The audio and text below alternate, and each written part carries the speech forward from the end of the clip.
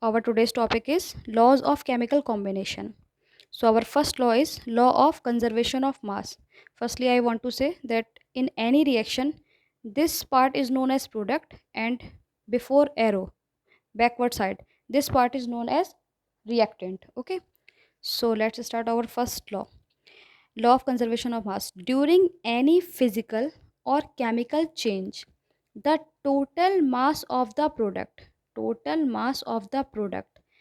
obtained is always equal to the total mass of the reactant.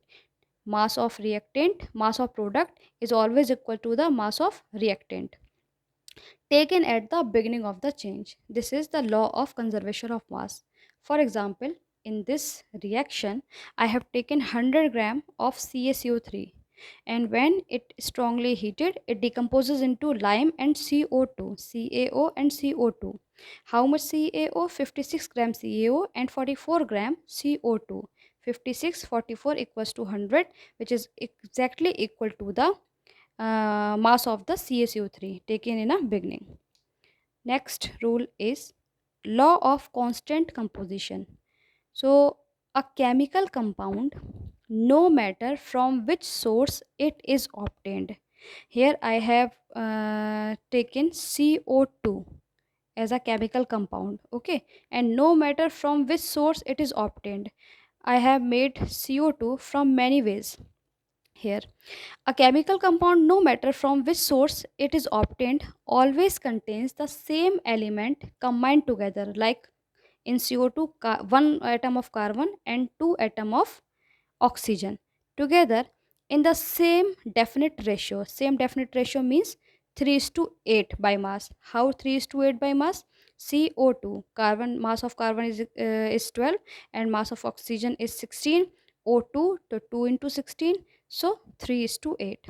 So a chemical compound, no matter from which source it is obtained, always contains the same element combined together in the same definite proportion by mass. For example, I formed CO2 here from carbon and oxygen, here from CaCO3, and here from NaSCO3.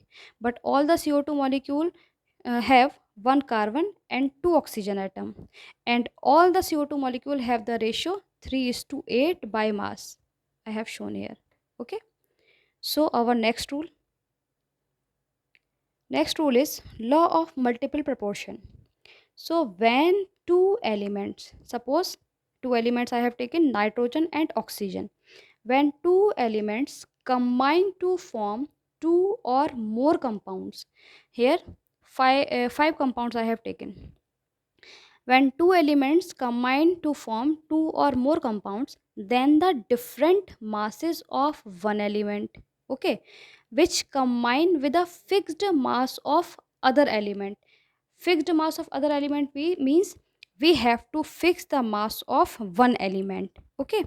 So suppose we have fixed the mass of nitrogen 28, okay, 28. So I wrote this line two times, that's why I cut it. Bear a simple whole number ratio with one another, okay. Now for example, nitrogen and oxygen form N2O. Here in N2O, nitrogen by mass is 28 and oxygen 16. In NO, nitric oxide 14 and 16. Nitrogen trioxide N2O3 28 is to 48. NO2, nitrogen dioxide 14 is to 32. Nitrogen pentaoxide N2O5 28 is to 80. Suppose we fix the mass of N28, so we have to multiply NO and NO2 by 2. Then it will be converted into 28 is to 32 and 28 is to 64. Now we have this ratio, okay. So this ratio, mass of nitrogen, so we have already fixed. So let's take the mass of oxygen: 16, 32, 48, 64, 80.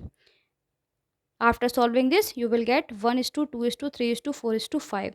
So bear a simple whole number ratio with one another. So this is your rule, law of multiple proportion.